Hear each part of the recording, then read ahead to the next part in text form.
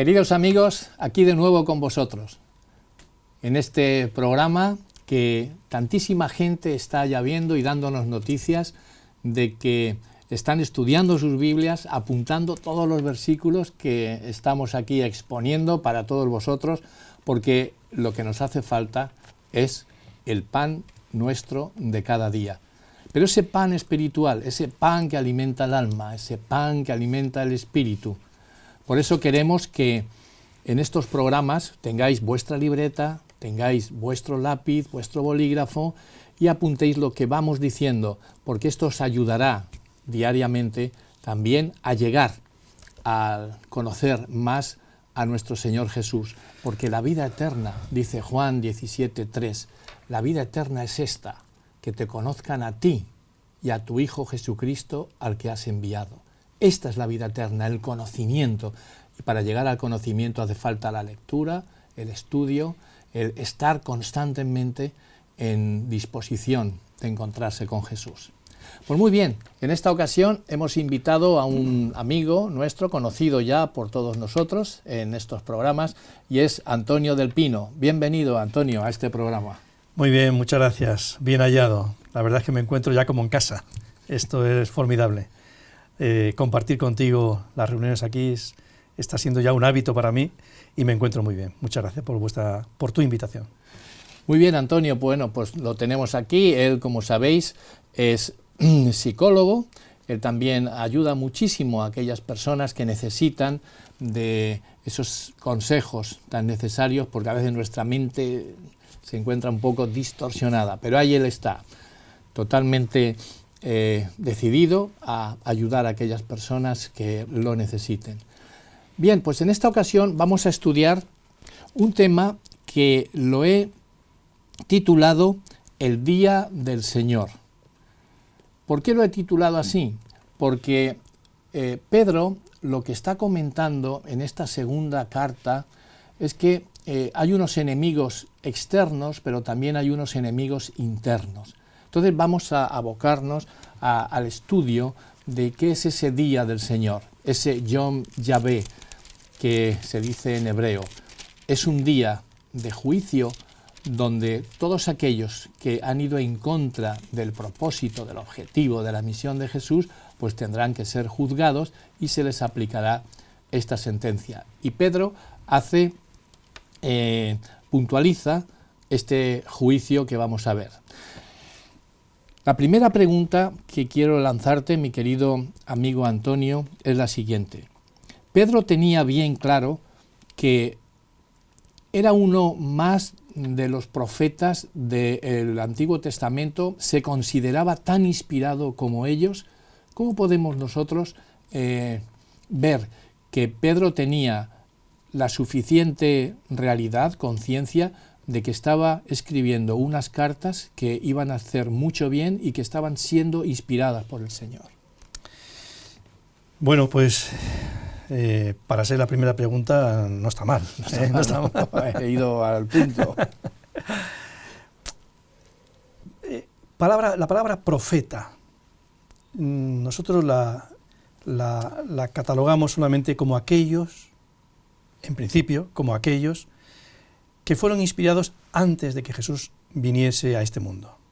Pero realmente, profeta es el que lleva la palabra de Dios, el que acarrea, el que porta la palabra de Dios. El profeta es el portavoz, sí. Pero tiene que ser algo más, tiene que ser una persona inspirada por Dios. Dios se revela, el profeta recibe esa inspiración y escribe o la habla. En ese sentido, yo quiero decir primero que Pedro sí que se considera una persona inspirada. Fue primeramente elegido por Jesús. Al principio no entendía nada. Sus 3 años y medio fueron simplemente de acumular conceptos que después, con el tiempo, el Espíritu Santo le iba a hacer florecer.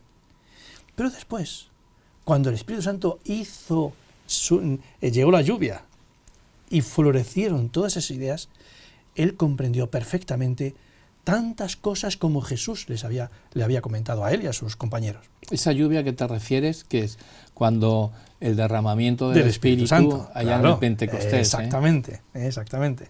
La lluvia suave. Esa lluvia temprana, ella. ¿verdad? Exactamente. Bien, tanto es así que ahora, metiéndonos en su segunda epístola, que es la que estamos estudiando, segunda de Pedro, fíjate lo que dice el versículo, en los capítulo 3, versículo 1 y 2. Uh-huh. Amados, esta es la segunda carta que os escribo. Ambas son para estimular vuestro limpio entendimiento, para que recordéis, primero, las palabras dichas en el pasado por los profetas, y segundo, y el mandato del Señor y Salvador dado por vuestros apóstoles. O sea que efectivamente, él se considera que es una continuidad con aquellos profetas del Antiguo Testamento. Y así lo reconoce. Ellos hablaban siendo inspirados en la antigüedad y él, recordando las palabras de Jesús, inspirado, escribió sus palabras y añadió algo más. Entonces, siguiendo al hilo de lo que estás comentando, tenemos que decir que toda escritura es inspirada por Dios, tanto el Antiguo como el Nuevo Testamento. Tanto los 39 libros que tenemos del Antiguo Testamento como los 27 libros que tenemos del Nuevo Testamento. Y en total hacen un compendio de 66 libros. Entonces, lo que nosotros podemos ilustrar es que la Biblia es completa en su inspiración y que nos da a conocer cuál es la voluntad de Dios, nos da a conocer también cuál es el plan de salvación que tiene Dios, y nos acerca al personaje clave, a Jesús, nuestro Señor. Es que hay a veces que hablamos con hermanos nuestros, con cristianos de otras denominaciones, y al Antiguo Testamento lo dejan un poco apartado, diciendo, mira, esto ya está antiguo, está obsoleto, lo que verdaderamente reluce, lo que verdaderamente da luz es el Nuevo Testamento. Pero nosotros no estamos muy de acuerdo con esto, ¿verdad, Antonio? Pues, hombre, Pedro acabó de leer un texto donde hay una continuidad de pensamiento. Pero no solamente es Pedro, Pablo también. Y estaba buscando, mientras tú comentabas, Efesios capítulo 2, versículo 20, donde el apóstol Pablo remacha esta misma idea. O sea que no solamente es uno, son dos y es el espíritu general de la idea. Muy ¿no? bien. Dice Efesios capítulo 2, versículo 20, edificados sobre el cimiento de los apóstoles y profetas. O sea que el verdadero edificio de conocimiento no solamente radica en los apóstoles. Y evidentemente no hay que dejar el Antiguo Testamento a un lado. No en vano Jesús edificó todo lo que traía diciendo, oísteis que fue dicho, y citando, escrito está, y citando profeta tras profeta. Todas las escrituras. Cuando iba camino de Emaús, que los dos que iban camino de Emaús, y él se pone como el tercero acompañante, él dice, pero tú eres, le dicen ellos dos a Jesús, pero tú eres el único que no sabes lo que ha sucedido en Israel, en Jerusalén en estos días. Y Jesús empieza y dice el texto, y comenzando desde Moisés y yendo por todos los profetas, les decía lo que las Escrituras hablaban de él. Se estaba refiriendo a lo que era el Antiguo Testamento. Efectivamente, de todo lo que decían sobre Jesucristo. Evidentemente, no podemos desechar lo que de tan buena forma Dios nos ha dado. Tantos consejos, tantas ilustraciones, tantas cuestiones para nuestra vida privada y pública y para nuestro cristianismo. No se puede concebir un cristianismo sin el Antiguo Testamento.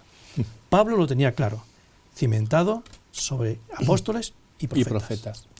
Muy bien, pues la siguiente pregunta que te lanzo es la siguiente. ¿De qué nos advierte Pedro claramente finalizando esta carta a los creyentes? ¿De qué nos está advirtiendo? ¿Qué nos está diciendo? Mira, tened cuidado porque hay algo raro que está sucediendo. Bien. Algo estaba pasando en la iglesia. Algo, ¿verdad? Y también fuera. Porque gente de fuera estaba empezando a conocer cuestiones de dentro, de cómo pensaban los cristianos. Así que había dentro de la iglesia personas que habían creído y había gente de fuera que también habían oído hablar del Evangelio. ¿En qué consistía esto? Consistía en personas o en la idea de que decían Jesús vuelve. Pero entonces el apóstol dice, oye, cuidado, porque están diciendo cosas, están hablando contra nosotros, y ya os advierto, se van a burlar de nosotros. ¿Qué versículo es el...? Segunda de Pedro 3.3. En segunda de Pedro 3.3. Sí, por favor, si no te importa leer. Lo leo. Sabiendo primero esto, que en los últimos días vendrán burladores sarcásticos andando según sus propias concupiscencias. Burladores sarcásticos. Sí. He visto una versión, que creo que es la de Barclay, que dice, haciendo lo de lo suyo, lo que le corresponde a los burladores. Uh-huh. Hay otra opinión que dice burladores con burra, ¿no? Parece que en el original así lo quiere interpretar. Realmente, cuando alguien se burla de otro, lo está menospreciando, ignorando. No existes para mí, es una ridiculez. Yo quiero llamar la atención a que el apóstol Pedro dice esto sobre personas que o bien pueden haber sido creyentes y han dejado de serlo, o bien personas que han conocido el Evangelio y nunca han sido creyentes, pero han conocido algo.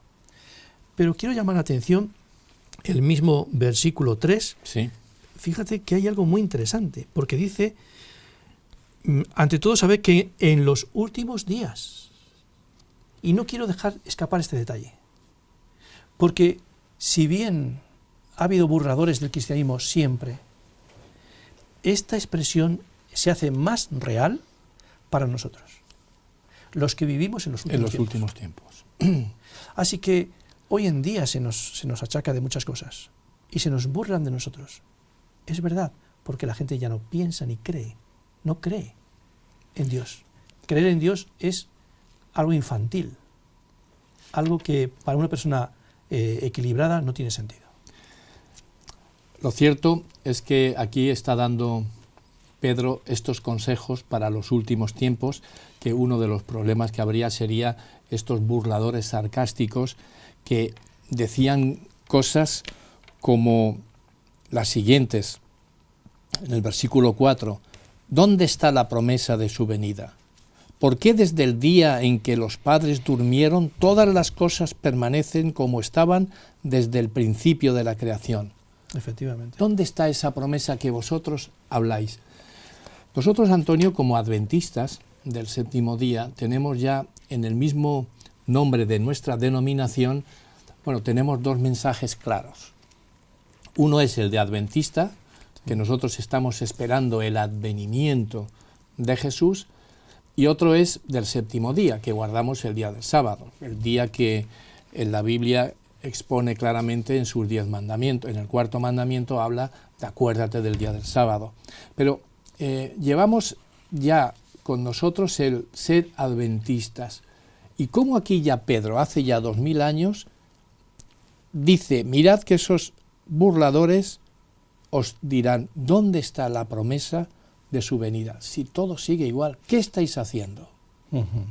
Es muy interesante cómo la Iglesia Adventista adquirió su nombre a pesar de que mucha gente pensaba que ponerle adventista que no tendría ningún sentido. Pero nuestra iglesia es una iglesia democrática. Y cuando finalmente se le puso a la iglesia, elegido por un grupo, dos conceptos que son muy interesantes a la iglesia. Iglesia adventista, porque creemos en la segunda venida de Jesús como algo que va a suceder pronto, y del séptimo día, porque creemos que los mandamientos, todos los mandamientos, los 10 mandamientos deben ser observados. Y realmente, en nuestro nombre, llevamos lo que creemos. Creo que es sumamente importante. Muchísimo. Muchísimo. Él hablaba también de de un diluvio que hoy está pues también muy discutido, un diluvio, cuidado. Nosotros, dice la gente, nosotros somos evolucionistas, o sea, venimos de la evolución. Nuestro padre es un mono, no es Dios como vosotros decís. Nosotros somos creacionistas y decimos, no, nuestro Padre, nuestro Señor nos creó, fuimos hechos a imagen y semejanza, dice el Señor. Luego, nuestro Creador, nuestro Padre es Dios. Sin embargo, toda la sociedad, hay un alto porcentaje donde dicen que no, que eso no es así, que hay una evolución. Y vuelve a sacar aquí, Pedro vuelve a sacar el tema del diluvio, porque ese tema del diluvio lo que hace es poner en boga lo que está ocurriendo en estos últimos días. Podemos leer en el versículo 5, estos ignoran voluntariamente que desde los tiempos antiguos existían por la palabra de Dios los cielos y también la tierra, surgida del agua y asentada en medio de las aguas, por lo cual el mundo de entonces pereció anegado en agua. ¿Qué te parece esta declaración? Pues Jesús recoge este concepto, el concepto del diluvio. Para mí, que lo recoge Jesús, tiene un poder increíble. Jesús no miente. Y él dice, de la misma forma que el pecado se llevó a la generación antediluviana a una situación tan desastrosa, de la misma forma el pecado va a llevar, antes de la segunda venida de Jesús, a la sociedad a una situación desastrosa. O sea, dos acontecimientos, el diluvio primero y el juicio al final del tiempo abierto o iniciado por su segunda venida en el cielo y hacia la tierra, esos dos conceptos, esas dos ideas, esos dos momentos anteriores a la segunda venida de Jesús y anteriores al diluvio, la sociedad estaba corrompida. Dice la Biblia en Génesis que a Dios le pesó en su corazón cómo estaba la sociedad en aquella época. Y Jesús dice, de la misma forma que había una corrupción terrible antes del diluvio, y Dios no pudo soportar más, y vino la destrucción sobre ello, de la misma forma, antes de la segunda venida, habrá una corrupción terrible, y Dios acabará con los malos. De la misma forma. Así que, ¿a quién le voy a dar más valor? ¿A las palabras de cualquier persona, cualquier científico, cualquier filósofo? ¿O a las palabras de Jesús testimoniadas en la Biblia? No cabe duda. Nos decantamos. Yo me decanto por Jesús. Totalmente. El hombre, Dios, que dice siempre la verdad, no miente. Así que el diluvio para mí fue tan real, lo quieran vestir como lo quieran vestir los científicos en la actualidad. Para mí el diluvio existió. Y es un ejemplo de lo que va a suceder cuando Jesús venga por segunda vez. Las palabras de Pedro, que hace alusión al diluvio, efectivamente las escuchó de palabras de Jesús cuando Jesús, en el capítulo 17 de Lucas, está hablando de lo que es el fin de los tiempos. Y entonces dice, como fue en los días, capítulo 17, versículo 26 en adelante, como fue en los días de Noé, así también será en los días del Hijo del Hombre. Como tú estabas apuntando. Exacto. De la misma manera que ocurrió en tiempos de Noé el diluvio, ocurrirá en los tiempos del Hijo del Hombre, cuando Jesús venga. ¿Y qué ocurría en tiempos de Noé? Bueno, pues comían, se casaban, se daban en casamientos, hasta el día en que entró Noé en el arca y vino el diluvio y los destruyó a todos. De la misma manera que aquí destruyó a aquellos que no creyeron en el diluvio y no entraron en el arca, de la misma manera aquí aquellos que no crean en la venida del Hijo del Hombre, también habrá un juicio donde digan, si no queréis entrar, y mira que yo he tenido un pueblo aquí comentando, predicando, evangelizando, vengo pronto, y hasta en su denominación, adventistas, mirad, esto es cierto, ocurrirá. Pero a veces la gente es dura de mollera, ¿verdad? Bueno, con Noé le pasó igual. Con Noé estuvo allí muchos años y el hombre, por más que hablaba, la gente se reían de él. De la misma forma nos está ocurriendo a nosotros, aunque hoy se reviste un poco, ¿no? Falta poco tiempo. Los adventistas tenemos eso a gala.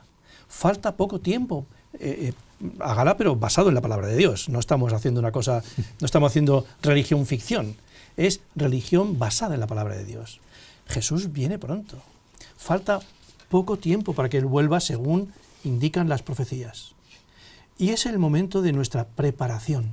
Es el momento de nuestro arrepentimiento. Es el momento que Dios ha dispuesto donde su gracia puede ser todavía recibida por nosotros. Y es el momento en que nosotros nos reconciliemos con Dios. Ahora es el momento, no mañana.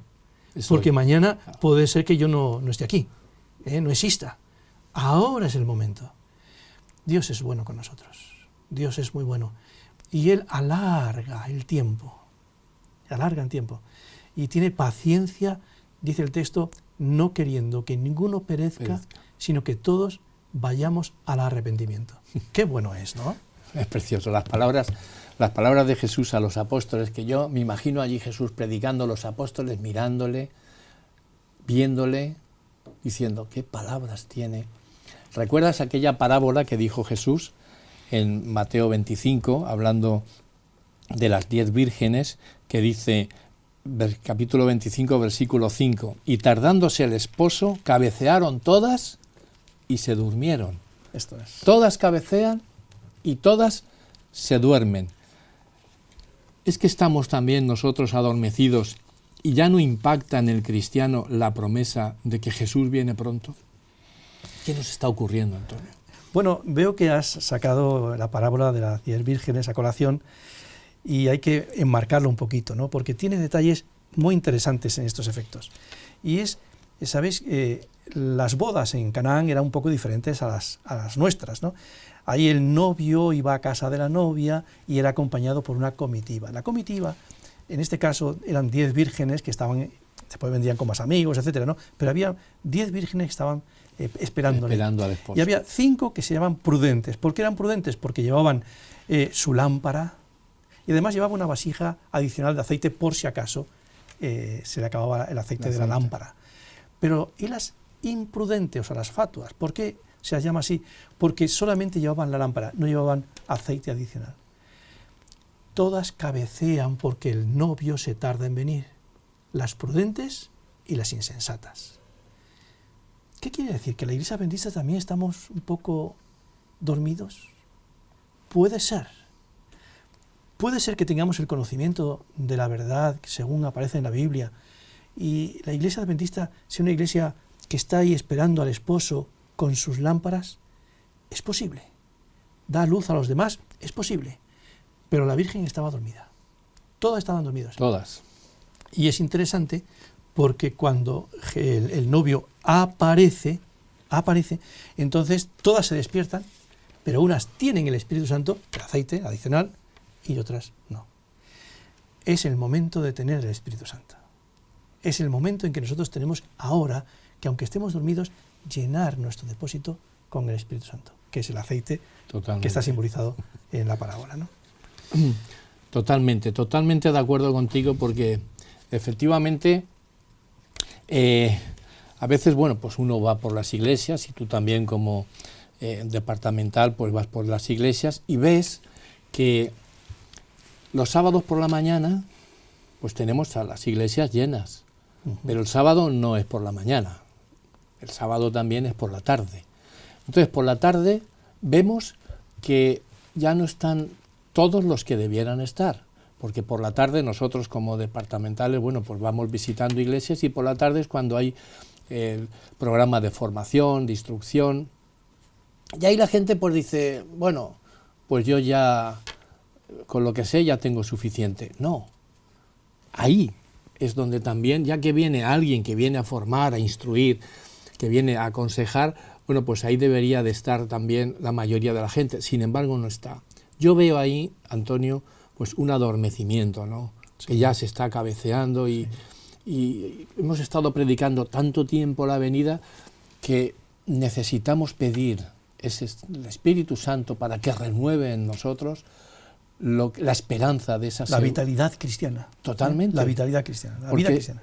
Sí. Que Jesús venga es para nosotros algo maravilloso, es fundamental, y es por lo que estamos en esta iglesia, porque somos una de las pocas iglesias que está predicando la venida de Cristo en gloria y majestad.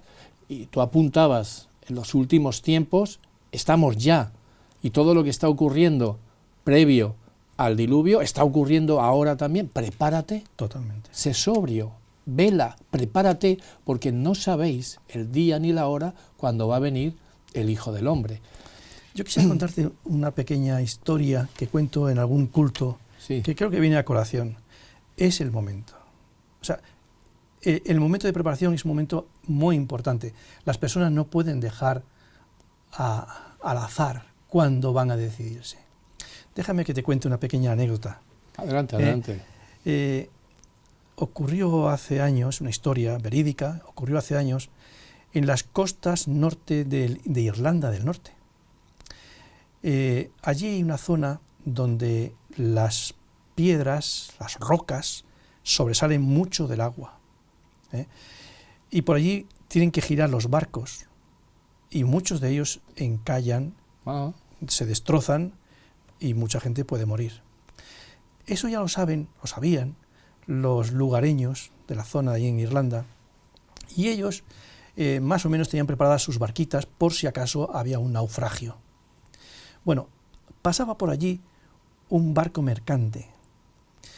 El capitán en ese viaje le había dicho a su esposa si quería acompañarle. La esposa le acompañó y el barco empezó su travesía. Cuando llegaron a esta zona de rocas peligrosísimas, el barco terminó encallando. Se le abrió una gran vía de agua y los marineros tenían que saltar, pero no podían saltar porque iban a saltar sobre rocas y se iban a matar. Y además la subida y bajada de la ola, de la marea, hace que tú no preveas.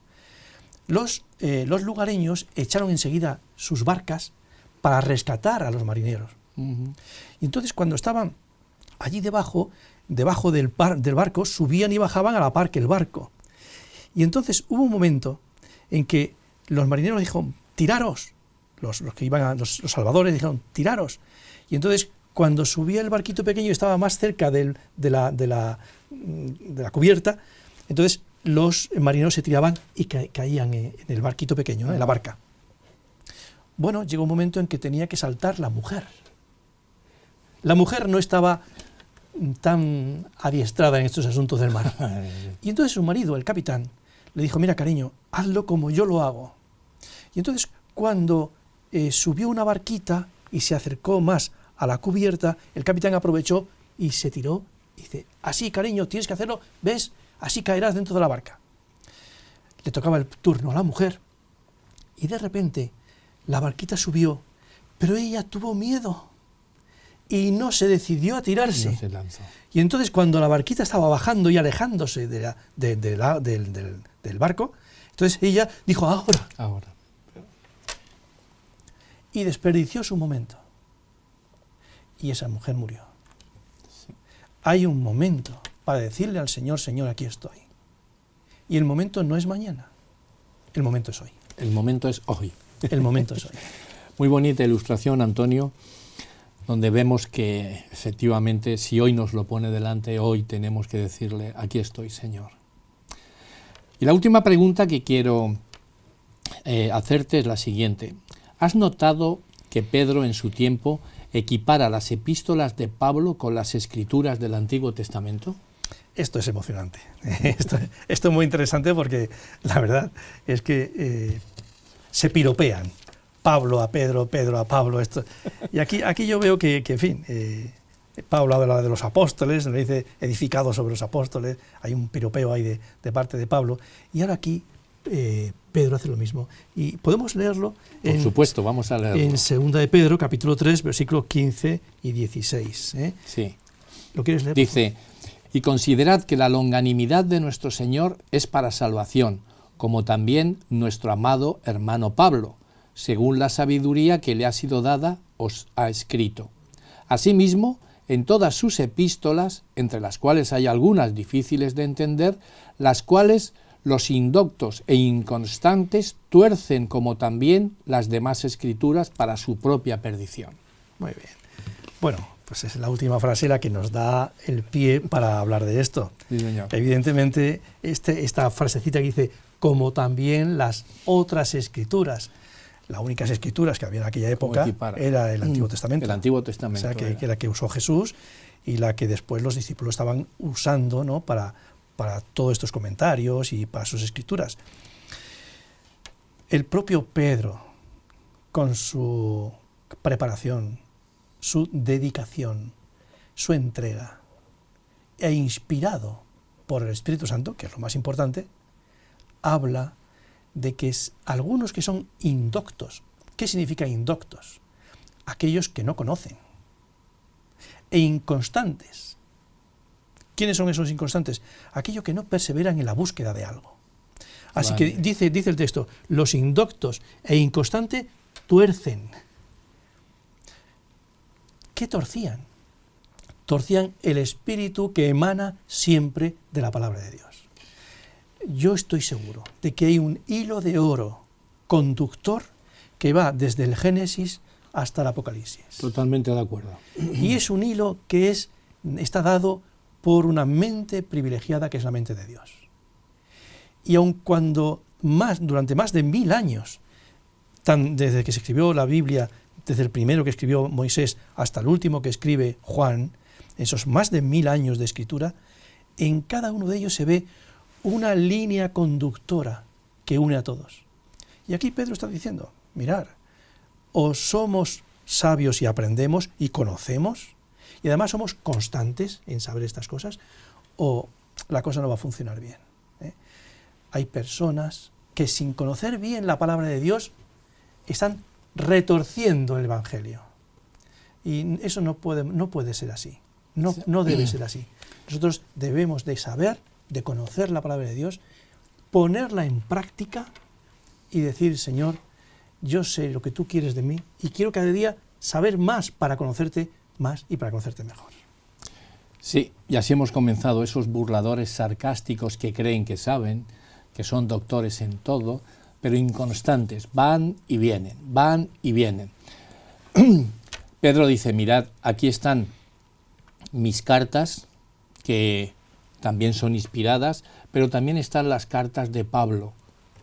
Las cartas de Pablo, que también como las demás escrituras, en griego pone la palabra grafos, y no hay otra manera de comprender que esos grafos es esas escrituras sagradas que tenían ellos, esos 39 libros que Esdras cerró en el canon y dijo, mirad, este es el canon. Esto es lo que Dios ha dejado inspirado para todos vosotros. Y en esto se basaban. De manera que tanto Pedro como Pablo tenían delante de sí toda una serie de epístolas que a nosotros nos han servido pues maravillosamente para que podamos también dar a nuestras iglesias los consejos que ya se daban hace 2000 años. Aparte también de los 4 evangelios, es una riqueza maravillosa lo que tenemos delante de nosotros. Pues muy bien, mi querido amigo Antonio, la verdad es que el tiempo se pasa muy rápido cuando hablamos de lo que verdaderamente nos gusta, nos entusiasma. Sí, la verdad que sí. Y estos pequeños estudios que nosotros hacemos, bueno, pues llevan horas de preparación que lo que hacen es que nos inundan nuestra alma, nuestro espíritu de esa sabiduría divina que después vamos a dar a los demás y que entre tú y yo, con tu propia experiencia, con la mía, pues también salimos llenos de esa sabiduría. Los primeros que somos beneficiados somos nosotros. Nosotros los no que cabe nos duda. acercamos. Cada vez que preparo estos temas que tú me pides, yo disfruto muchísimo, así que te lo agradezco. Fenomenal. Pues muy bien, Antonio. Bueno, pues tienes un minuto para dirigirte a la audiencia, a nuestros telespectadores de Logos Televisión y ya pues concluyas con lo que hemos estado hablando. Muy bien. El tema de hoy que hemos estado tocando es el tema del Día del Señor. El Día del Señor en este caso no se refiere al sábado. En este caso se refiere a el momento en que Jesús vendrá por segunda vez y todos esos acontecimientos que van a suceder. Un juicio previo, una segunda venida de Jesús, un arrebatarnos e irnos con Él para estar con Él para siempre, etcétera, etcétera, etcétera, ¿no? Realmente son momentos que van a suceder, que están en el futuro, pero un futuro cercano. Digo que son momentos solemnes. ¿Por qué son solemnes? Reitero, porque el Señor viene pronto. Y esto no son palabras mías, ni tampoco de Javier. Son palabras que están fundamentadas nada más y nada menos que en la palabra de Dios. Yo os animo a que con las capacidades y los dones que Dios os ha dado, vosotros os abstraigáis un poquito de la sociedad, de los pensamientos, y si no estáis muy dados a estudiar la palabra de Dios, la cojáis, aunque sea por primera vez, y empecéis a estudiarlas. Estoy seguro que vais a encontrar en ella lo que mucha gente está buscando y no encuentra, como yo lo he encontrado y no sabía que existía. Así que os animo a que busquéis en la palabra de Dios, porque hay que prepararse para estos momentos complicados, estos momentos difíciles que van a venir en un futuro cercano, y sobre todo tenemos que estar preparados para que Jesús, cuando vuelva, nos lleve con Él para vivir felices durante toda la eternidad. Me gustaría verte en ese lugar que es el reino de los cielos. Me gustaría estrecharte la mano. Me gustaría decirte qué feliz estoy de que estemos los dos aquí juntos. Pero para llegar a ese momento hace falta que nos preparemos ahora. Pídele a Dios ayuda. Habla con Dios. Dile que te ilumine y que te dé su Santo Espíritu. Verás cómo es. Él es muy generoso contigo. Que Dios te bendiga. Nos vemos en el próximo programa para seguir estudiando las cartas de nuestro amigo Pedro. Gracias, Antonio, y esperamos que estés otra vez con nosotros. Muchas gracias a ti de nuevo, lo reitero. La verdad es que es un placer estar contigo. Muchas gracias. Amigos telespectadores, nos vemos dentro de poco. Que el Señor os bendiga.